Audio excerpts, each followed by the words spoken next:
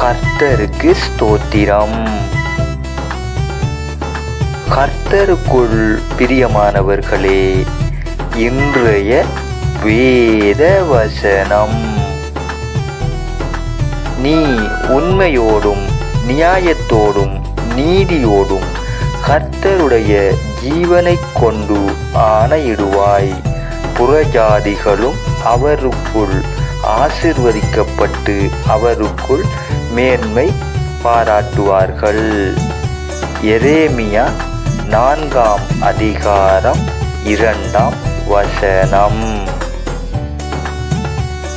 கர்த்தர் தாமே உங்களை ஆசீர்வதிப்பாராக.